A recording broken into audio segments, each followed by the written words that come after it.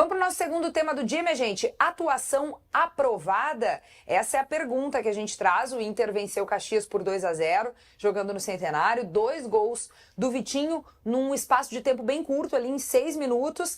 Mas eu quero saber de vocês se essa escalação foi de fato aprovada. Se a atuação do Vitinho está aprovada também e deve ser repetida aí para esse segundo jogo das semifinais. Então, Kelly, atuação aprovada é meio complicado, né? Porque o Inter fez um primeiro tempo ruim e a volta do segundo tempo era pior ainda, né? Mas aí saiu o gol do Vitinho aos 21, um lançamento lindo do Bruno Henrique pro Aguirre, que rola pro Vitinho abrir o placar. Um belo gol do Vitinho, né? Que corta o marcador e chuta no canto direito do Vitor Golas. E o Inter se empolga e 6 minutos depois... o Bruno Henrique tabela com a Aguirre, recebe, dá um tapa pro Vitinho chutar cruzado e fazer o segundo.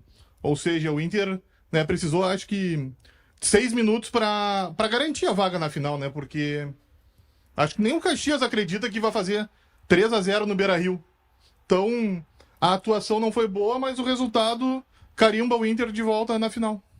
É curioso porque o Vitinho ele faz os gols, mas ele não jogava bem, né? Vamos contar o bastidor, tá? Pois é, mas ele teve uma mudança ali de posicionamento. Isso, também, né? vai pro lado direito. Fazer os gols. O Tomás tava com o GE com as notas, com a cotação. E aí teve um momento que a gente tava conversando ali, 5 minutos antes do gol, que a gente tava discutindo quem é que ia ter a nota mais baixa entre o Wanderson e o Vitinho. Porque o Vitinho tava mal no jogo. E aí, de repente, ele faz o primeiro gol.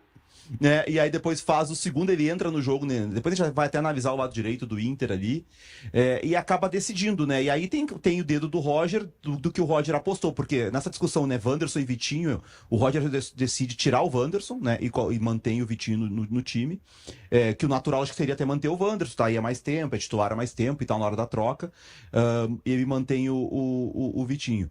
E aí, esse lance aí, o Vitor Gabriel, né, que a gente elogia tanto, foi muito mal nesse lance aí. Foi a chance que o Caxias teve, mas igual não ia mudar, né? O Nicolas, né, deu um lençol de cabeça nele. Cabeça no Vitor Gabriel. Esse menino é muito bom jogador. Nicolas, né? Não.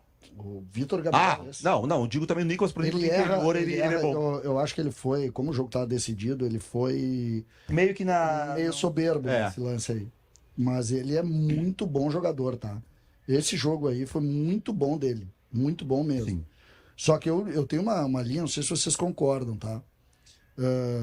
Considerando que seja o Grêmio, o adversário do Inter, que eu tenho muito cuidado em falar, para mim o jogo em Caxias vai ser muito mais difícil que se imagina, porque o Grêmio tinha que ter resolvido o jogo aqui, não resolveu porque a arbitragem tratou de resolver para o Grêmio, né? E apertou o jogo em Caxias. Agora, tirando esse detalhe, o Inter tem que torcer para os seus jogadores voltarem. Esse time que jogou em Caxias perde bem pro Grêmio, tá? Eu tô dizendo aqui com toda a responsabilidade. Esse time que jogou nesse jogo aí com 3 titulares apenas, esse time tem muitas dificuldades contra o Grêmio. Não, mas aí que tá, acho que a boa notícia por isso é exatamente isso. O fato de ter vencido, encaminhada a classificação, não vai precisar botar o Alan Patrick, tentar botar o Wesley jogar. Tem condição, né? Tu tá certíssimo. Precisa pressar, tu ganha uma semana a mais. Tu tá certíssimo, mas esse time aí, e eu sei que os melhores jogadores vão voltar. Esse time aí, ele é um time muito menor do que a exigência que o Inter tem, tá? Muito menor. Inclusive indica a dificuldade do Inter de grupo para enfrentamentos quando o calendário apertar. Esse time aí, por exemplo, ele não vai ganhar de times médios do Campeonato Brasileiro. Eu tô dizendo esse time e esta escalação. Mas isso aí... O CCD tá falando de todos os desfalques, né? Porque o que eu tô falando disso. Tô falando disso. Não, é sobre isso. Com goleiro são 8. Não, é 7 porque o Thiago Maia foi vendido, né? E outro que não vai jogar esse ano. Não, sim, mas o lateral direito não joga esse ano. Agora, eu tô colocando assim. O Inter tem o time titular do Inter que jogou em Porto Alegre contra o Grêmio aqui no Grenal e que foi melhor que o Grêmio, merecia inclusive ter vencido o jogo pela opinião de todos. Aquele time ali é um time forte, com qualidade, com avanços coletivos organizados. Este time que jogou aí é um time completamente desentrosado, baseado em algo... Saiu o Thiago Maia, não volta mais, Borré, Wesley e Alan Patrick. 4, né? E olha o tamanho dos caras. Muito bem, 10 horas e 24 minutos para você que está com a gente aqui no YouTube de GZH e também no Gaúcha 2. Um grande beijo, obrigada pela audiência. Olha aqui um pouquinho do que a galera tá falando no chat aqui no YouTube de GZH, tá? Arthur Testa, CCD foi muito bem agora e aqui tá alguém que critica ele todo dia. Acho que ele tá falando ali sobre aquele nosso primeiro tema, quando o CCD ainda analisava as polêmicas de arbitragem, né, no jogo ali do Grêmio. O Paulo Soveral Júnior, o cara do Grêmio chega dobrando a perna já, muito antes de ser tocado. Jonas Rodrigo, inacreditável como tem gente achando que não foi pênalti. Manuel Henrique, Kelly, a discussão não deveria ser se foi pênalti ou não, mas sim porque os árbitros são amadores. Tem o Fábio Carneiro Dias dizendo que hoje é o aniversário dele, que está comemorando aqui, e para começar bem o dia dele, nada melhor do que assistir o Segue o Fio. Um grande beijo, meu querido Fábio Carneiro Dias. Aproveite o teu dia, curte teu aniversário e te diverte aqui também, né? No Segue o Fio a gente espera que te proporcione também um bom dia, começando aqui com esse programa que é o fio condutor da paixão pelo futebol de todos vocês que nos acompanham. Muito bem, e o Rodrigo Ferreira pergunta, cadê o Vaguinha? Gente, o Vaguinha tá de férias. Ele tinha avisado ainda na semana passada que não ia estar aqui nesse começo de semana aí pro debate para arrumou umas férias no meio do gauchão. Estrategicamente tirou umas férias, foi dar uma descansadinha. Vamos lá, Munari, vamos colocar uma lupa aí para mostrar o que de diferente, o que de novo a gente encontrou com a movimentação do Bruno Henrique e como isso ajudou o Vitinho também dentro de campo. O Bruno Henrique agora é o titular do Inter, né? O Thiago Maia saiu, e é importante a gente observar isso porque essa característica mudou do segundo volante do Inter, né? Porque o Roger trabalha muito com os triângulos, e a gente viu no ano passado muito Thiago Maia, Wesley e Bernabé pelo lado esquerdo, né? O Bruno Henrique, ele joga mais pela direita. E aí, então, já mudou esse desenho do Inter. O segundo volante cai mais pela direita. Tanto que a gente vê nesse lance, quando a gente parar aqui, ó, o Carboneiro estava como meia, o Carboneiro era o cara que voltava pelo lado esquerdo, né? Em alguns momentos o Inter fazia até um tripé com o Fernando de primeiro, o Bruno Henrique pela direita e o Carboneiro voltando. Aí o Bruno Henrique vem fazer a saída junto com os zagueiros, e aí ele vai dar o lançamento pro Aguirre, né? Vai ter jogado os 3 jogadores do lado direito. Essa aí com uma jogada mais longa, ele consegue encontrar o passe pro Aguirre, lá na ponta. Também o nosso marcador do Juventude ali, vou te contar, né, meu lateral. Mas enfim, vai ser no meu jogo de sábado que eu brigo com o lateral. Aí ele dá o passe pro Vitinho, vai sair o gol, o primeiro gol do Inter, na jogada com os 3 jogadores do lado direito.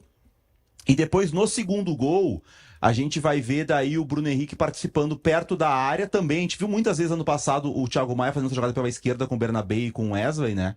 Aí o Inter vai trocando o passe, aí o Bruno Henrique de novo vem fazer a saída, liberou o Aguirre. O Aguirre já tá dando amplitude, e aí vai fazer a jogada, o Bruno Henrique caindo muito sempre pelo lado direito, né? Isso vai ser a partir de agora o Inter. O Bruno Henrique, ele joga muito mais pela direita do que pela esquerda, que era o que o Thiago Maia fazia, então vai mudando essa mecânica.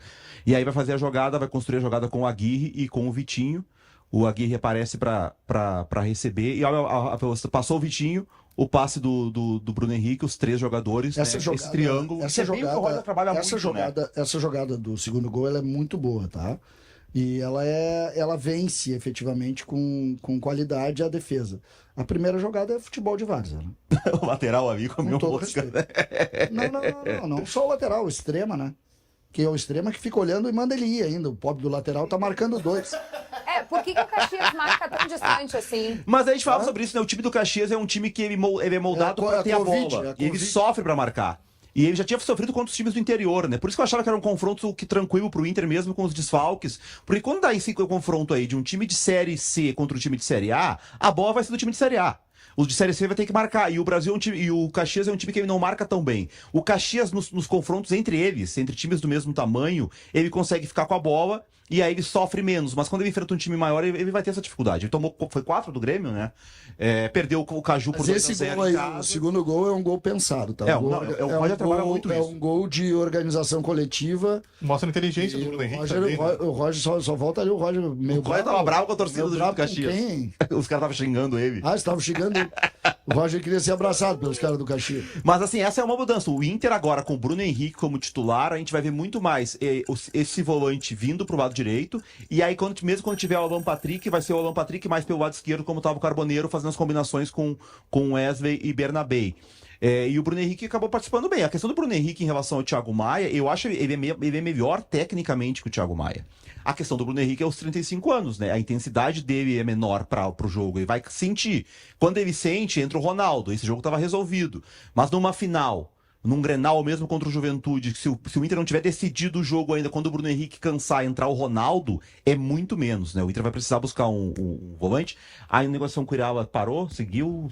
O Inter ainda tá tentando, né, Munari, mas o São Lourenço pede 5 milhões de dólares, um valor um pouco alto pro Inter, que tá tentando sensibilizar os argentinos a baixar. Mas se vocês lembrarem, o Roger citava na época do Thiago Maia que ele era ponto de equilíbrio do time, né? Que fazia o time ir para frente. Quando o Thiago Maia dava um passo para frente, o Inter posicionava para marcar mais na frente. Quando ele recuava, era o momento de marcar mais atrás. E justamente pelo posicionamento e a movimentação do Thiago Maia, ele já não acabava as partidas, né? Sempre tinha essa troca, né? Sim, não, e o Thiago Maia é mais novo. O Thiago Maia tem 28, 29 anos, o Bruno Henrique 35.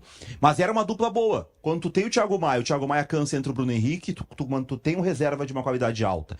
Quando entra o Ronaldo é primeiro, né? O Ronaldo ele é mais pra reserva do Fernando do que pra ser esse cara. De criação, por exemplo, o lance do segundo gol ali que o Bruno Henrique participa, né? O Bruno Henrique é o mentor criativo da jogada, né? Num jogo que o Inter não tinha esse meia, jogou o Carboneiro ali, mas o Carboneiro não é meia, aumentou essa capacidade, essa necessidade de criação do Bruno Henrique, e para esse jogo ele foi bem, que o que você falou, num Grenal, o Alan Patrick não voltar, o Inter vai sentir muito. O Alan Patrick é o cara que o Inter pode recuperar. Eu não acredito que o Borré não joga mais no gauchão, e eu não acredito que o Wesley com lesão muscular consiga voltar.